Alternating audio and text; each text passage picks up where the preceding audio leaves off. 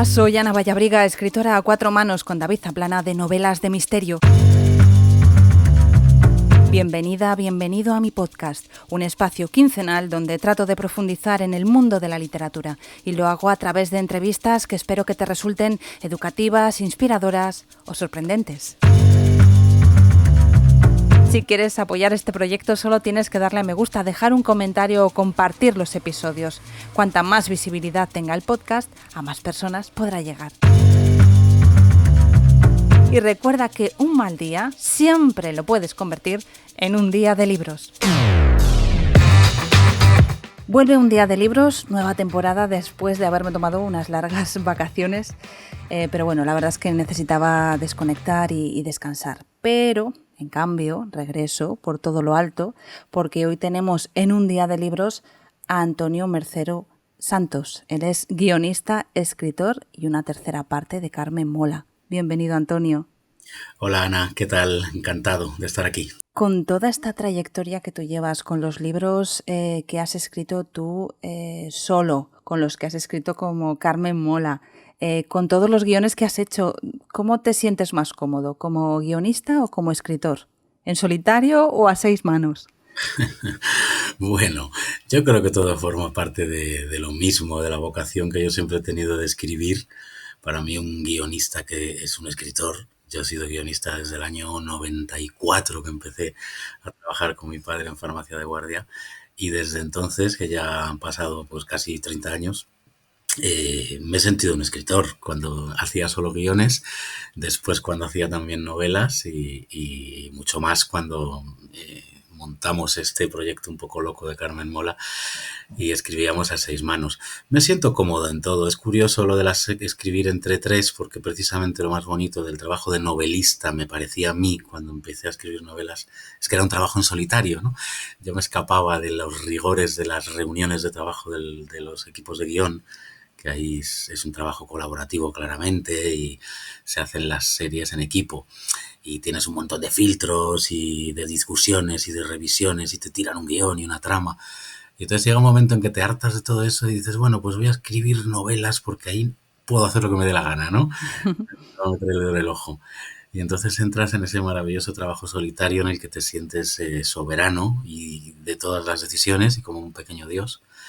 Y dentro de eso, de pronto, me pongo a escribir con otros dos personajes, con Jorge y Agustín en el proyecto de Carmen Mola, y entonces vuelve a ser un trabajo en equipo y salgo de esa soledad que yo precisamente buscaba, ¿no? Todo tiene algo, hay como un efecto boomerang, ¿no? En Carmen Mola, que tiene algo de contradictorio, pero que bueno, que está siendo una experiencia muy bonita.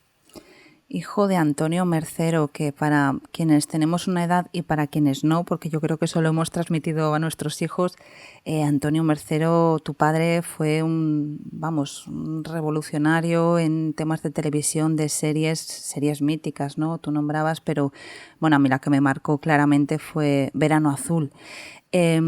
¿Pesa mucho el nombre de tu padre?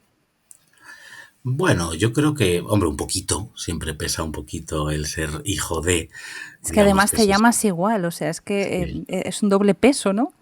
Bueno, lo de llamarme igual ha generado un montón de confusiones a lo largo de toda mi carrera.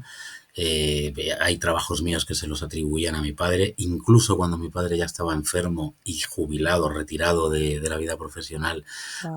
algún guión de cine mío se lo atribuían a mi padre. O sea, ha sido una confusión constante. Lo primero que yo firmé como periodista, el primer artículo como Antonio Mercero, que era una rueda de prensa que hablaba de unas becas al mundo del guión, una cosa muy anodina y muy tonta. Me lo publicó el Heraldo de Aragón y debajo ponía Antonio Mercero es director de cine, ¿no? Entonces, una noticia de rueda de prensa que hice casi como becario con Manuel Ignech. Ahí empezó el lío. Ha sido siempre una confusión lo de el mismo nombre que mi padre.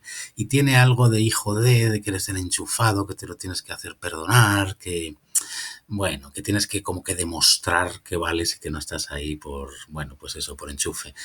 Eso digamos que es el lado malo. Pero todo lo demás que yo creo que pesa más en la balanza es bueno, bueno, pues tener, digamos, al maestro en casa, que se lee todo lo que hago, que me da los consejos, que, no sé, fue mi primer jefe, y creo que, bueno, que tiene muchísimas más ventajas y motivos de orgullo que motivos de queja, seamos justos y positivos. Ujú. Llevaba el trabajo a casa, comentaba las cosas en casa. Quiero decir, has vivido rodeado de guiones y de cine? ¿Te has criado así?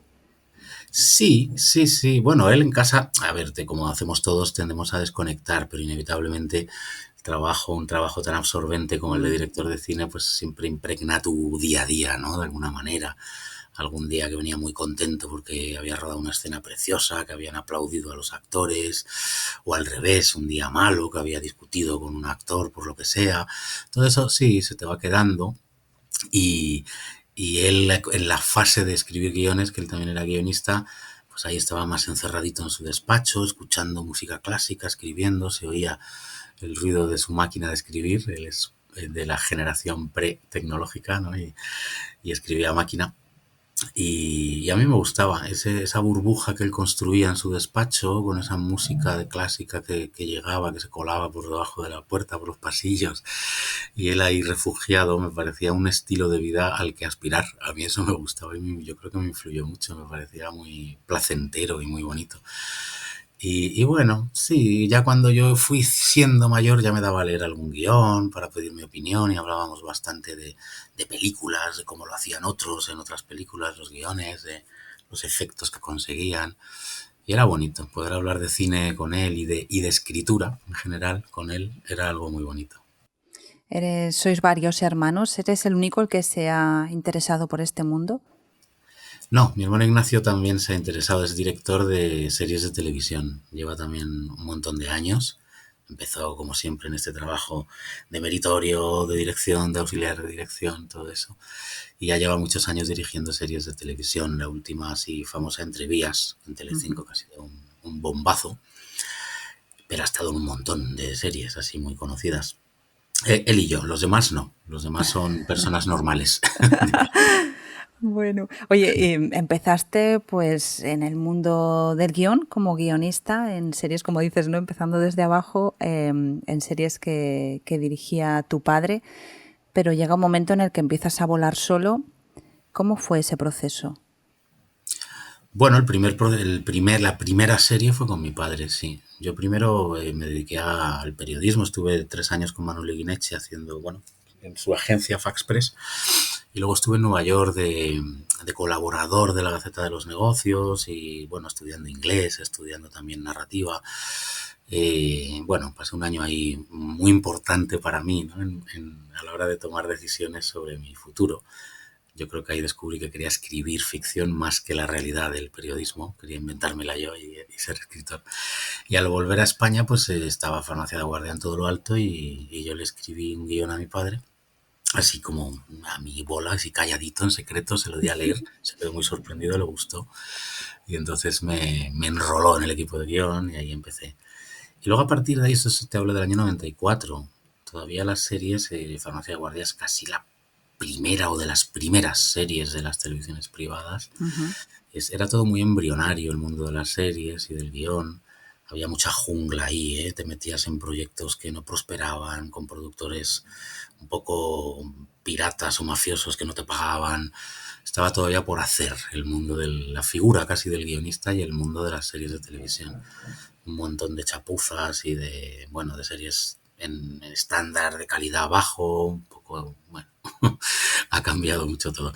Esos fueron yo creo que los finales de los años 90 y yo creo que a partir de los 2000 ya empieza la primera época dorada, ¿no? De las series, que, bueno, pues las series de Globo Media, míticas, periodistas o compañeros o Hospital Central en la que trabajé yo, de Videomedia, El Comisario, no sé, ahí empezaron a hacerse ya series mejores y que conectaban mucho con la gente, con el público. Y fue la primera edad de oro, yo creo, de las series de televisión. La segunda se está viviendo ahora con el boom de las plataformas. Y bueno, pues yo he ido recorriendo todas esas etapas. También la crisis económica feroz que paró la producción televisiva en los años 2010 y 2011 por completo, casi por completo. Años muy, muy difíciles.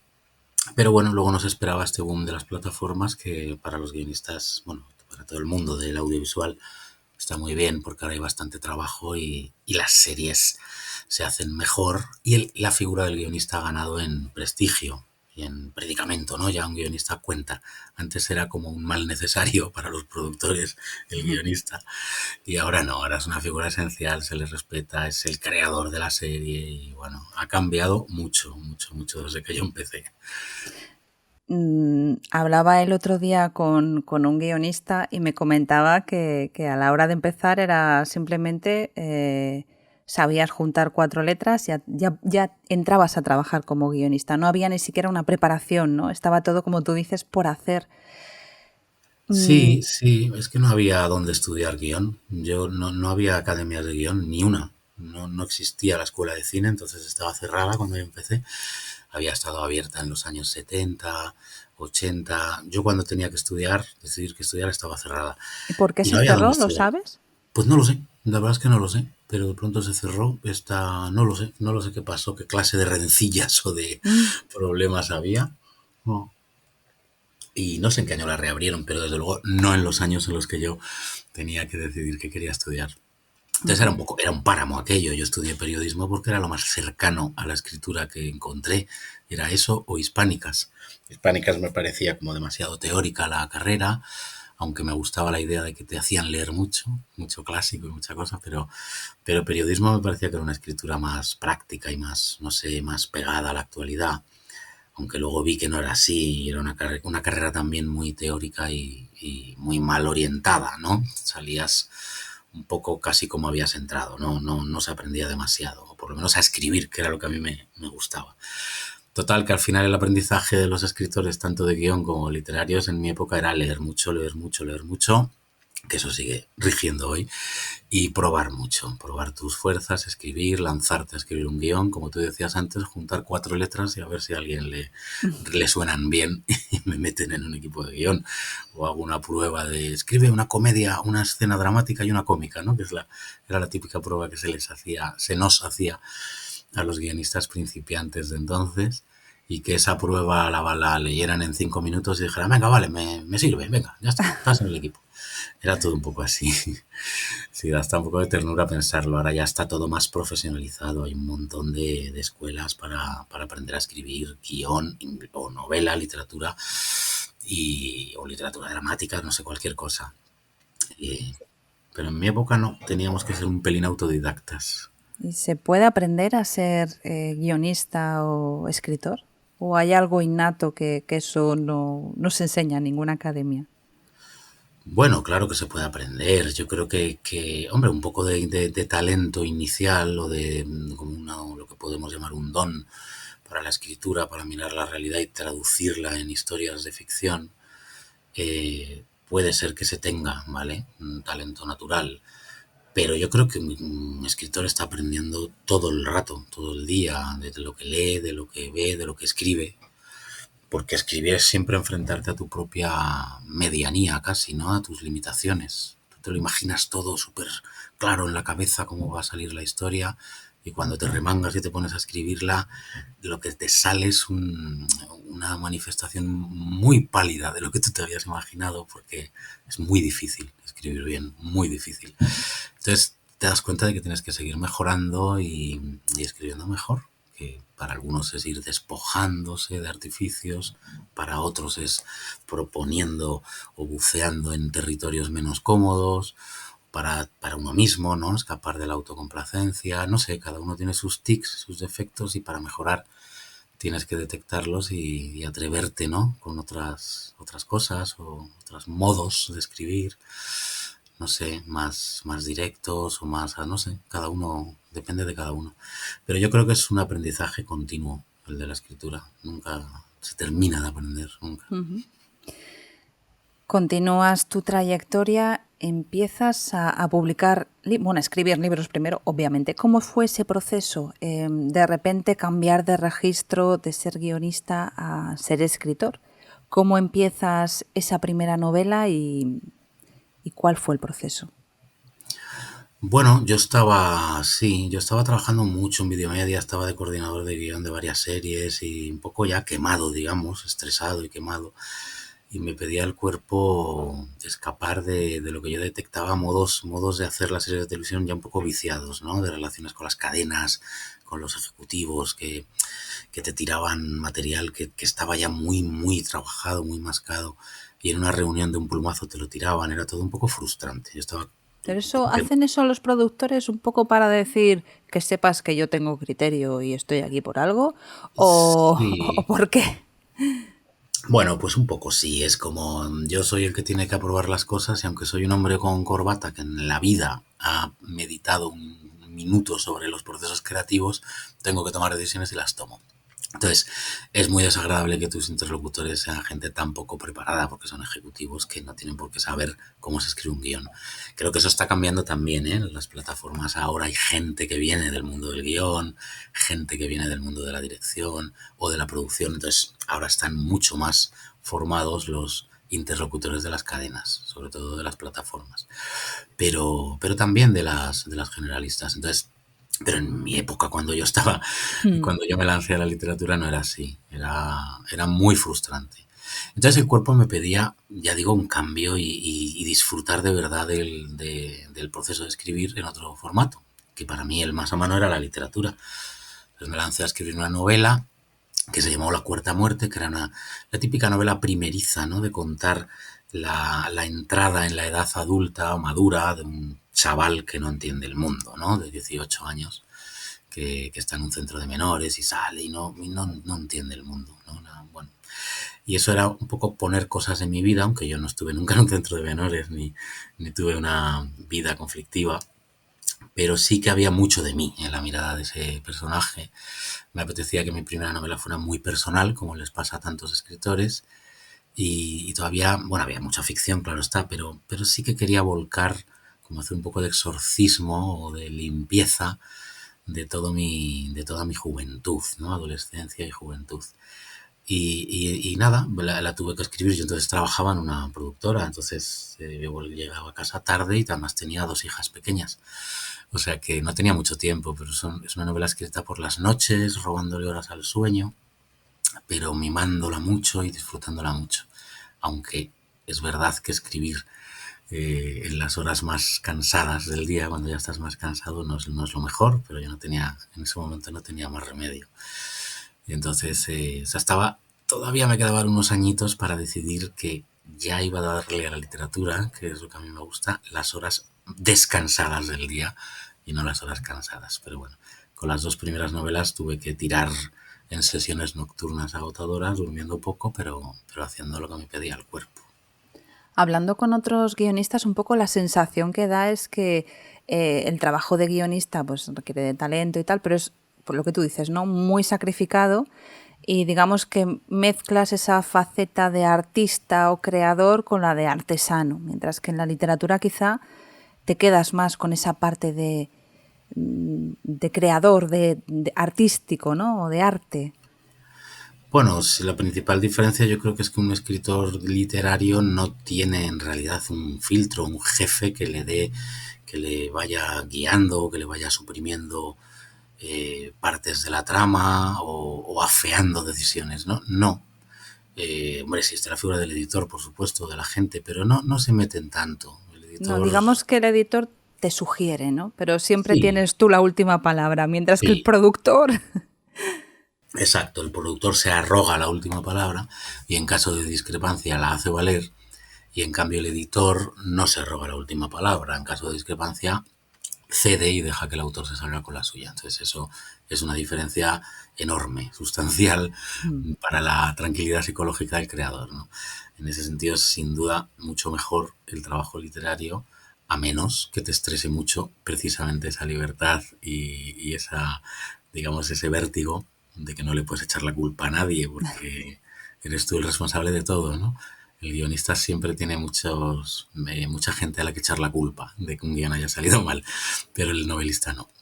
Y hay gente que eso lo puede llevar mal, ¿eh? Pero bueno, si tienes un poco de estabilidad, digamos, psicológica o de seguridad, que eso es esencial en un escritor, o sea, al menos mínimo, ¿vale? Tus inseguridades tenerlas a raya, digamos, porque las inseguridades evidentemente las tienes, pero tenerlas a raya.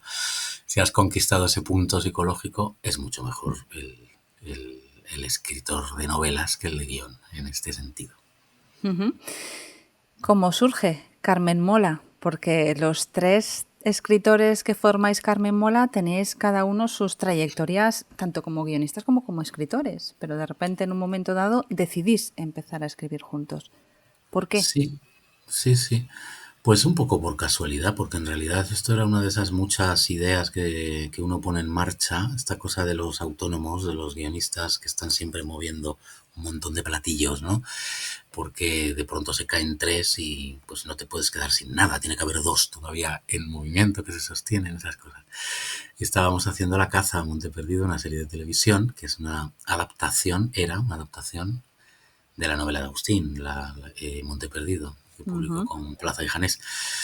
Y estábamos los tres en ese proyecto y en una reunión de guión tomando unas cañitas, pues no sé, a alguien se le ocurrió decir, ¿y por qué no este sistema de trabajo del guión que nos va muy bien y que resolvemos enseguida los problemas de las tramas y de los personajes, hostia, aplicarlo a la escritura de una novela podría funcionar? O sea, hacer estas reuniones, propone una novela y luego la escribimos entre los tres.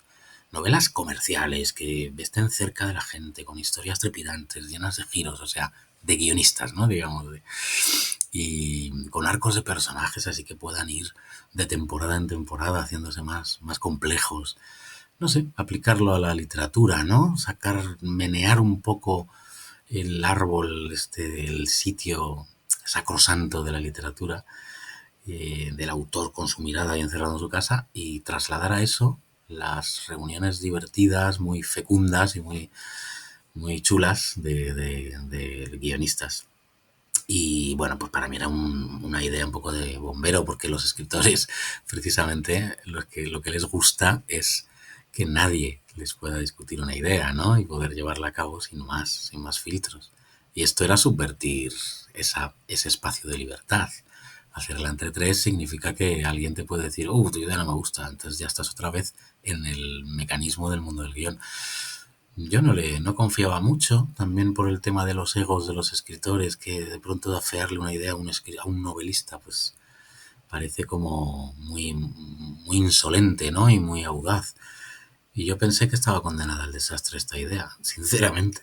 Ujú. Pero marcamos la primera reunión y fue muy bien. La verdad es que nos lo pasamos muy bien. Salieron ideas ya que constituyen el germen de la novia gitana. Y a los tres nos pareció que había sido una súper reunión, y entonces montamos otra y luego otra, y así fue echando a rodar Carmen Mola, pero bueno, con una cierta desconfianza inicial, pero que fue siendo aplastada esa desconfianza por las reuniones chulas que íbamos teniendo. La verdad es que nos llevábamos muy bien los tres. Y bueno, pues así empezó todo. Entiendo que, bueno, que al final tus compañeros no resultaron tan arrogantes ni con un ego tan grande. Mantenían el ego de guionista, no el del escritor. Sí, el ego apaleado del guionista, exactamente. Yo creo que eso es importante, porque el guionista está muy baqueteado ya. Y entonces creo que se puede adaptar mejor a las críticas de sus compañeros que, no sé, que un escritor campanudo al que le pases un informe de su novela que le puedes ofender, ¿no? Pero nosotros no nos ofendíamos, es verdad. Ujú. Bueno, empieza Carmen Mola, que a mí me genera curiosidad porque normalmente, salvo en los géneros de romántica, que se usa mucho el seudónimo, si tú vas a una editorial y dices, oye, quiero publicar con seudónimo, te dicen, no, no es una buena opción. ¿Por qué resultó ser una buena opción en vuestro caso? ¿Qué giro le disteis para que, en vez de ser un problema, fuera algo positivo? Bueno, en realidad no le dimos ningún giro. Yo creo que lo que pasó es que a María Fasce, que es la editora de Alfaguara, que leyó el manuscrito, le encantó. Ella ignoraba que era un seudónimo Carmen Mola, pero llamó a nuestra gente y dijo, yo esto lo quiero publicar porque me gusta mucho. Es ahí cuando ya la gente le dijo, cuidado que Carmen Mola no existe y es un seudónimo. Ahí pues no le gustó, porque les gusta que puedas promocionar y con un Claro. seudónimo no puedes hacerlo, o no en la misma medida. Pero le encantaba la novela, dijo, bueno, pues voy a hacer del defecto una virtud. como hacen las personas inteligentes, ¿no? Que tratan de poner lo malo en clave positiva. Y aquí, pues bueno, un seudónimo puede generar un poco de intriga. Estaba el precedente, bueno, alentador de Laura Ferrante, que, Ujú. bueno, pues que estaba muy en boga y que había funcionado muy bien. Y no había muchos ejemplos de seudónimos, por lo menos así, exitosos, ¿no? En España. Y se lanzó, pero porque no tenía más remedio, porque le había gustado mucho la novela. Y nosotros no podíamos firmar al ser tres con nuestro nombre. Si yo propongo con mi nombre único un seudónimo, pues igual me dicen, ¿por qué? Firma con tu nombre, ¿no? Y me pueden convencer, pero a un trío de escritores no se les puede convencer de la necesidad del seudónimo, porque tres personas va detrás de una novela puede tener un efecto disuasorio en el lector, creo yo. Creíamos los tres, vamos. O sea que aquí el seudónimo era imperativo. No podíamos ir con tres nombres. No, eso no nos parecía. Entonces, bueno, nosotros no podíamos bajarnos de esa y María Fasce aceptó y luego ya le empezó a gustar. Es la cosa de, como funcionó muy bien desde el principio la novia gitana, pues ya le empezó a gustar eso del seudónimo y alimentar el misterio. Le empezó a parecer que había algo aprovechable en esta, bueno, en esta vía, ¿no? Del seudónimo. El seudónimo fue algo positivo, es decir, el no tener que hacer tanta promoción, el poderte escaquear, ¿no?, de esa faceta, o realmente estabas diciendo, "Jo, me encantaría ir a defender la novela o ir a tener un contacto con los lectores", que siempre puede resultar agradable, ¿no? Pero teníais ahí esa... ¿Qué pesaba más, lo positivo o lo Sí. negativo? Pues yo creo que pesaba más lo positivo. Lo bueno de no hacer promoción es que acabas la novela, la entregas y te metes con la siguiente. No tienes que hacer este paréntesis de pronto de unos cuantos meses de que te saca de lo que estás escribiendo. Es bueno, tú sabes lo difícil que es retomar una novela cuando la has interrumpido a la mitad durante unos meses, ¿no? Ya te metes, relees lo que llevabas y no te gusta, es un poco catastrófico eso, ¿eh? Y que bueno, es lo que ahora ya no tenemos más remedio que hacer. Yo mi novela actual la he interrumpido no sé cuántas veces por culpa de la promoción. Pero antes no, antes era guay porque entregabas y te ponías con la siguiente. Entonces había un ritmo muy fluido y todo funcionaba muy bien. Y nos dedicábamos además a lo que nos gusta hacer, que es a construir historias y a escribir. Las promociones a mí, bueno, tengo una relación amor-odio con las promociones. Está claro que es bonito el encuentro con los lectores, ¿eh? Y esta gira del planeta ha sido súper bonita. Pero también es verdad que me sacan de mi escritorio y de lo que a mí me gusta. A mí lo que me gusta es el día a día del escritor. Que es sentarte, levantarte, tomarte un café y sentarte a escribir 6 horas y luego pasear con la sensación del trabajo cumplido, eso es precioso, y así día tras día durante los meses que tardes. Y la promoción es otra cosa. No sé, te saca, te conviertes casi en un comerciante, ¿no?, de tu obra. Mm. Y bueno, aún teniendo cosas agradables, en efecto, como el trato con los lectores, a mí me saca de mi verdadera esencia, que es la escritura. Hablabas de que casi era imperativo en una novela escrita por tres personas, ¿no?, el que hubiera un seudónimo. Y bueno, yo sabes que escribo a cuatro manos con David Zaplana y es verdad que hay una especie de prejuicio, ¿no?, ante las novelas que están escritas por varios autores, sean dos o en vuestro caso que ya era todavía más llamativo, ¿no?, porque erais tres. Sí, Eso yo creo que bueno, es todavía más llamativo, obviamente. Escuchaba el otro día una conferencia en la que una autora decía que jamás leería una novela que estuviera escrita mediante el método de brainstorming y que le parecía que la literatura escrita a varias manos era una literatura de segunda, venía a decir. A mí me dolió ese comentario y me imagino que a vosotros también os dolerá cuando oigáis este tipo de comentarios. Y creo que aquí se acaba confundiendo lo que es el libro con el método de trabajo que se usa para escribir ese libro, ¿no? Un libro escrito por una persona puede ser malísimo, o escrito por tres, buenísimo, o si lo escribes a la pata coja, ¿qué más da, no? sí. Sí, yo creo que efectivamente hay una confusión aquí. Hay un culto excesivo al autor, ¿no? Este es el autor y está contándome cómo ve el mundo. Yo creo que en la literatura lo importante es la novela. que la novela te guste. Y la novela, en efecto, la puede haber hecho una persona, dos, tres o siete, da igual. Si la novela te llega, todo está bien. También creo que hay un desprecio no solo a las novelas escritas por el método del brainstorming, es decir, por más de una persona. Hay un prejuicio hacia la novela entretenida, hacia la novela con trama. Y parece tener más prestigio la novela autoral, que es la, bueno, pues la del escritor o escritora que cuenta su visión del mundo, más o menos enganchándose a alguna trama, alguna peripecia, que suele ser muy ligera, muy pequeñita, poco armada, porque lo que está por delante es la mirada del autor y su inteligencia y su perspicacia viendo el mundo. Sí, Perfecto. sí, Antonio, pero fíjate que la persona que hizo este comentario también escribe novelas tipo thriller. Sí, es Donna León, ¿no? ¿Quién lo hizo? No, no, no, no, Ah, no, no. Es una autora española quien hizo el ah, comentario. Luego te lo digo, aunque está en internet, no, no hay ningún problema porque está en internet, pero bueno, luego te lo digo.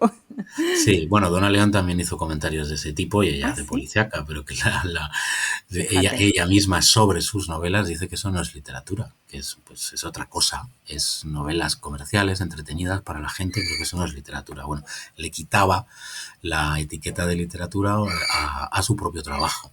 Yo creo que eso es un error. Yo creo que la literatura, además, si quiere sobrevivir a estos tiempos cambiantes, más vale que englobe claramente a las novelas que cuentan una trama, que quieren estar cerca del lector, que quieren sorprenderlo, agarrarlo, obligarlo a pasar páginas, a cautivarlo con una historia, bien sea de misterio. Yo hago novela negra y policíaca, pero da igual, ¿eh? Puede ser, no tiene por qué ser ese género. Puedes coger de la pechera al lector y contarle una historia absorbente, apasionante y original sin necesidad del género negro, ¿no?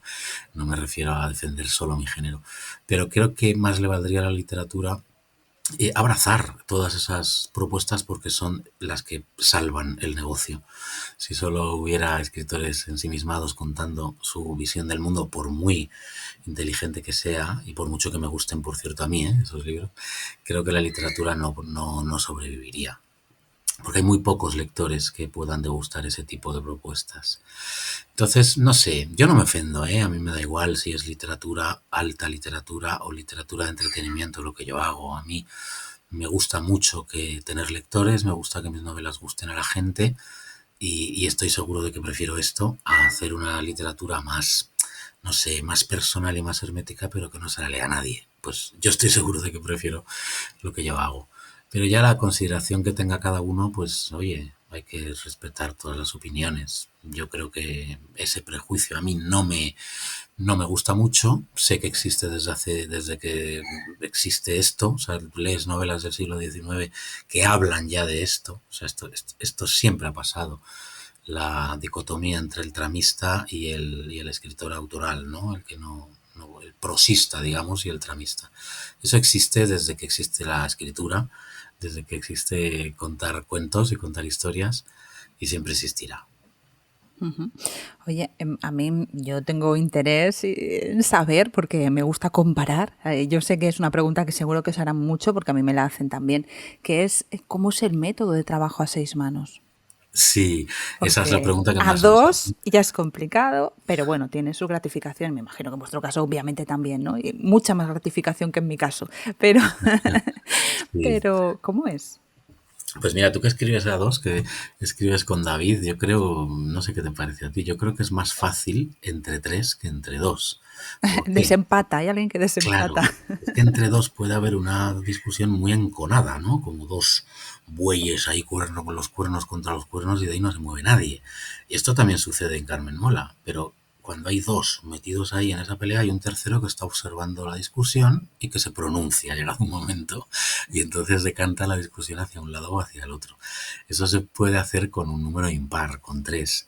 Por eso los jurados siempre suelen ser números impares, ¿no? Para evitar situaciones de callejones sin salida, ¿no? Que, bueno, hay dos que piensan una cosa, dos que piensan otra, son cuatro, de ahí no sales. Es mejor ser cinco en un jurado, ¿no? O siete, o tres. Yo creo que Carmen Mola, el número de tres está muy bien, porque enseguida arbitramos las discusiones y no hay sangre, no se encona a nadie en la defensa de sus ideas más allá de lo razonable, ¿eh? Que a veces sí que hay que defenderlas un poquito, ¿no? Con vehemencia, pero cuando ya hay dos que no, que te dicen que no, pues te retiras. Bueno, nosotros hacemos el trabajo juntos hasta que ya no hay más remedio que separarse, es decir, reuniones constantes para construir la historia desde el primer chispazo, que puede decirlo Agustín, lo puede decir Jorge, lo puedo decir yo. ¿Por qué no escribimos sobre este tema? ¿Por qué no escribimos sobre este otro? Bueno, pues hasta que alguien dice algo, oye, eso me gusta, ahí empezamos a explorar un poco más y ya van surgiendo los personajes de la trama y van surgiendo los giros y el trasfondo, qué temas son aquí, cuál es el tema. A nosotros nos gusta tener trama, personajes, tema, ¿no? Como tres patas importantes en una novela. Y cada una de ellas pues tiene sus dificultades. Claro, la trama, pues nosotros queremos que empiece fuerte. Bueno, creo que es lo que quiere cualquiera, ¿no? Que se dedique a la literatura comercial, digamos, ¿no? Que empiece fuerte, que tenga giros, que tenga sorpresas, que sea original, que sea compleja, que tenga un gran clímax, que tenga un punto, un midpoint poderoso también, que es allá donde se suele desmayar la trama, que es a la mitad, ahí tener un midpoint, ¿no? Un reclamo potente de nuevo. Bueno, todo eso se construye a base de mucho trabajo y de muchas ideas. Y ahí estamos los tres. También estamos los tres en la construcción de la escaleta, una vez que ya tenemos la historia más o menos cerrada, con todo su arco, ya hacer los filetes, ¿no? Los 80 capítulos, o 60 o 100, los que sean, de la novela y contar muy detalladamente lo que pasa en cada capítulo. Eso lo hacemos también entre los tres y luego ya, a partir de ahí, cada uno se lleva un trozo a su casa y lo redacta. Eso ya es en solitario. Que no lo repartís, digamos, por personajes, sino No, que por bloques, digamos. bloques, sí, un tercio uno, el tercio central otro, el tercio final otro. Y luego nos intercambiamos los bloques para que cada uno, todos tenemos que pasar por todas las páginas en la prosa, digamos. Entonces yo reescribo, si he escrito el primer tercio, reescribo en la segunda versión el segundo tercio y en la tercera reescribiré el tercero y así vamos pasando, reescribimos mucho, porque entre tres para ir afinando hay que reescribir mucho. Entonces intentamos ser rápidos en la primera versión porque luego nos esperan varias reescrituras, ¿no? Para tener una novela que nos parezca que tiene un afinado, ¿no? Que parezca que ha salido de una sola mano, digamos, ¿no? Una uniformidad en el estilo. Para eso hay que reescribir mucho. Bueno, sí, es muy importante esa faceta. Sí. Sí, es el momento en el que puedes molestar a algún compañero, porque si ellos tienen, yo reescribo la parte de Agustín y le quito 2 páginas que a él le encantaban, pues le puede molestar, pero él tiene que entender que lo hago porque me parece mejor para la novela y él lo hará también con una parte mía en la que yo pues haya caído en un exceso de adorno, de fusión, o me haya quedado corto a la hora de contar algo, bien con un diálogo, bien con una descripción de una escena. Pues bueno, todo eso se va afinando. ¿Y qué diferencia hay entre la obra de Antonio Mercero como Carmen Mola y la obra de Antonio Mercero firmando tú? Bueno, sí, aunque ahora yo ya mis 3 últimas novelas con mi nombre, como Antonio Mercero, son también policíacas, y yo creo que son muy distintas. Es que el estilo de Carmen Mola, no sé, nos ha quedado con un estilo muy peculiar, ¿no? Tanto en la estructura de las historias, en la prosa, que es muy directa, evita recrearse demasiado en las descripciones, quiere hacer hablar al personaje, ¿no? Y contarlo más por acciones y diálogos que porque el narrador se ponga muy invasivo, ¿no? Diciendo lo que piensa o lo que siente en cada momento el personaje. Es una narrativa muy directa. En la mía, yo como Antonio, pues me expreso de otra forma, puedo darme permiso para reflexionar sobre algo, puedo meter un poquito más en el alma de los personajes. Es muy distinto. Realmente cuando yo estoy en Carmen Mola me pongo el mono de trabajo de Carmen Mola y es diferente. Y no sé, es muy distinto, pero es bonito. Genera un poquito de esquizofrenia a veces, pero es bonito. Sí. Yo no quiero ser un mini Mola o imitar a Carmen Mola. No, Carmen Mola tiene su línea y yo quiero tener la mía. Entiendo que seguís trabajando como Carmen Mola, ¿no? Que va a haber más libros. Sí, estamos ya, bueno, ahora a finales de septiembre sale Las Madres, pero estamos ya trabajando en otra novela histórica otro thriller histórico para Planeta. Y estamos ya en esa fase todavía en esa fase de estar los tres juntos hablando de todo, sacando tiempo de debajo de las piedras, porque no es tan fácil, pero bueno, lo vamos haciendo. Y sí, sí, seguimos como Carmen Mola mientras nos lo pasemos bien, porque esto lo hacemos para pasarlo bien, pues seguiremos. Que entiendo que no es ya una saga, sino que ya van a ser novelas independientes. Las Madres continúa, es la Ujú. cuarta entrega de Elena Blanco, Ajá. continúa con esa saga. La de Planeta no es una saga, es una novela independiente, pero sí que se mantiene en el siglo XIX. Es otro momento del siglo XIX que La Bestia se ocupaba de 1834, en esta siguiente nos vamos a 1866 y hacemos un poquito de retrato del siglo XIX, pero bueno, ese es el hilo conductor, sería el siglo XIX. Y el género, ¿no? Un poco thriller histórico, pero no los personajes. Y seguís publicando entonces con dos editoriales distintas. Sí, con los dos grupos grandes como Planeta y ¡Wow! con ¿Cómo se Random. lleva eso? ¿Y cómo lo llevan ellos? Nosotros lo llevamos con total naturalidad. Estas cosas en el mercado anglosajón son muy habituales, no en el español, ciertamente. En el español no sé por qué hay una especie de fidelidad a tu editor, aunque me parece un poco tonto porque es un mercado libre y si trabajas con dos editoriales, bueno, como por ejemplo Rosa Montero, ¿eh? Rosa Montero escribe, saca con Alfaguara y con Seis Barral, o sea que también está en los dos grupos. Y nosotros también cultivamos esta promiscuidad de editorial y nosotros lo llevamos perfectamente y yo creo que a ambas editoriales les viene muy bien. Planeta nos han dicho que les vendría muy bien que Las Madres sea un éxito, aunque sea la competencia, porque eso alimenta un poco de expectativa para cuando salga la siguiente de Planeta y viceversa. O sea que yo creo que ellos lo llevan bien en ese sentido, que no les va mal. Alfaguara le ha venido muy bien La Bestia, porque se ha vendido mucho la trilogía de la novia gitana a raíz del premio Planeta. ¿Que les ha podido sentar un poco mal? Pues tal vez sí, pero enseguida llegan la tozuda realidad de los números, de la traducción económica de esto, y se dan cuenta de que les ha venido fenomenal. Entonces el enfado se te pasa un poco, ¿no? Digo yo, aunque no podemos olvidar, por supuesto, que en todos los asuntos de la vida interviene el factor humano. Y en el factor humano pues igual hay algo de resquemor. Puede ser, y lo comprendo. Pero no en el económico y yo creo que bien, que todo va a ir saliendo bien. Ujú. Hablas de que acabáis de llegar, ¿no? De hacer esta macro gira, que habéis estado por toda España, por América, no sé qué países habéis recorrido, qué sensación te queda después de toda esta promoción. Bueno, yo creo que una sensación preciosa, yo creo que es una, no sé, una experiencia para toda la vida, digamos, ¿no? Que se te queda grabada, ha sido muy bonito, ha sido la primera vez que teníamos contacto con lectores, bueno, y en realidad también con medios de información, exceptuando algunas entrevistas que hicimos por mail, pero así entrevistas cara a cara con prensa y encuentros con lectores no habíamos tenido. Nos hemos recorrido toda España y ha sido muy bonito porque hemos tenido mucha gente, muy buena acogida en todas partes, lectores muy cariñosos, muy ávidos de más historias y ha sido bonito. Y luego el viaje al extranjero ha sido por Latinoamérica, por Argentina, Uruguay, Colombia y México. Cuatro países, cuatro ciudades en realidad bueno, ha sido agotador, ¿eh? La verdad también hay que decirlo. Esto agota, te saca absolutamente de tu trabajo de ¿Cuánto ha escritor durado? pues desde noviembre y acaba de terminar prácticamente. O sea, más o menos, bueno, de noviembre a agosto, pues estás 9 meses o 10 meses muy a tope. 10 meses muy a tope de aquí para allá, con muy poco tiempo para escribir y también para ver a tu familia, porque viajas mucho. Pero bueno, creo que es intenso y es muy cansado, pero muy bonito. Está muy bien.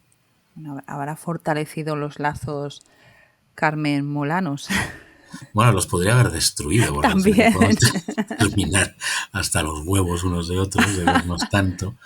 Y yo pensé que podía pasar, pero no. La verdad es que nos llevamos bien y no lo ha destruido. Eso es porque sois guionistas de origen.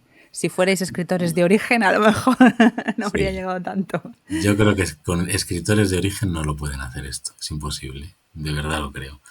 No creo que pueda haber mucha réplica del proyecto Carmen Mola porque, o sea, puede haber varias intentonas de hacerlo, pero a mí me parece un milagro, ¿eh? Que salga bien. Sobre todo el asunto psicológico de soportar la crítica del otro, me parece que es un milagro. Saber mantener los egos del escritor a raya. Es Sí. increíble.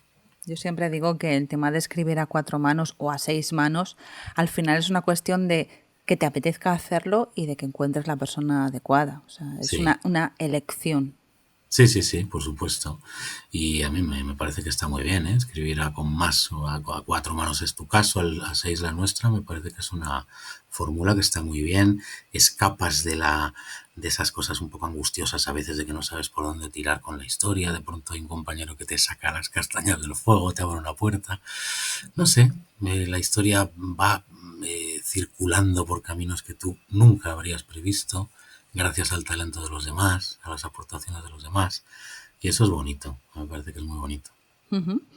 Pues vamos a hacer un test rápido de preguntas literarias, Antonio, a ver qué me Venga, contestas. muy Venga. bien. Un clásico que te haya gustado. Bueno, clásico para mí es siglo XIX o principios del XX. Yo te digo Crimen y Castigo, de Dostoyevsky, de los muchos que podría decir. Y uno, un clásico que aborrezcas. Aborrecer. Bueno, no lo aborrezco, pero me gustó en su día Los novios de Manzoni y luego lo he releído y me ha aburrido mucho, sinceramente. Los novios ya se me ha caído. Yo te diría ese como...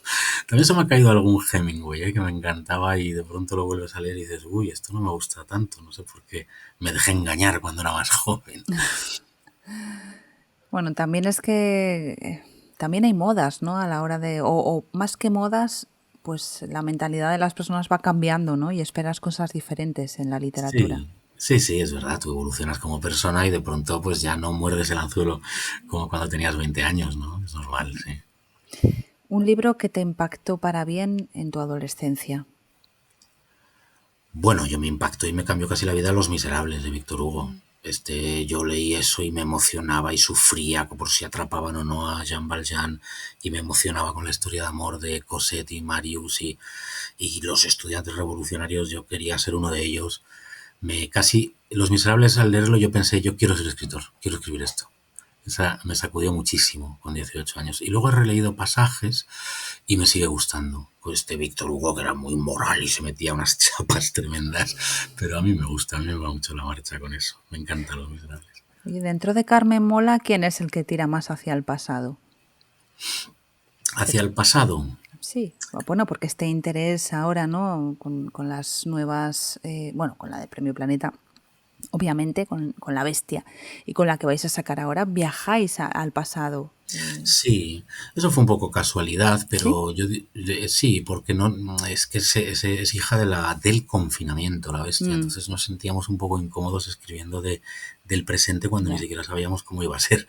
Entonces decidimos irnos al pasado. Es verdad que yo me puse más pesado que ellos porque me gusta mucho Dickens y quería hacer una novela decimonónica con un poquito de aroma a Dickens, con una huérfana en lugar de huérfano, él siempre tiene huérfanos varones, pero yo quería una huérfanita metiéndose en una aventura casi de picaresca por el Madrid del 19, eso a mí me gustaba. Y ellos no me costó mucho convencerles porque enseguida, pues estupendo, es una buena idea y vamos a ver qué época en concreto, eso sí. Pero yo creo que me puse un poco más pesado que ellos en ir a ese tipo, a esa especie de Dickens pasado por la trituradora de Carmen Mola. Un libro que recomiendes siempre.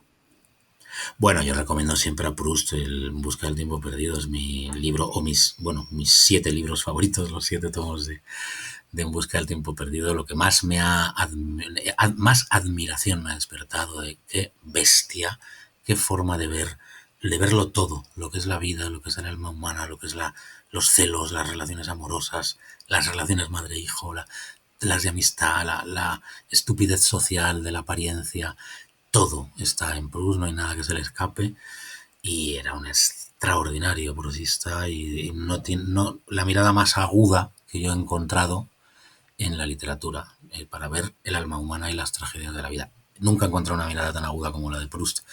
Entonces, yo es el que recomiendo siempre. Ya sé que no será para todos los públicos, porque hay lectores más impacientes y no de saborear y de penetrar, ¿no? en el bosque que a veces te propone Proust, pero yo lo recomiendo. El libro que te estás leyendo. Pues mira, ahora estoy con La ciudad de los vivos de Nicola Gioia, un periodista italiano que habla de un crimen, es un true crime, un crimen horrible en Roma en el año 16, de dos hijos así de buena familia, veinteañeros, que tras una noche de farra, de cocaína y de alcohol llaman a alguien para que vaya al apartamento en el que se están colocando, con idea de subir un poco un grado en su disfrute, y ese grado es torturarle y matarle, ¿no? Al pobre incauto que aparece por allí.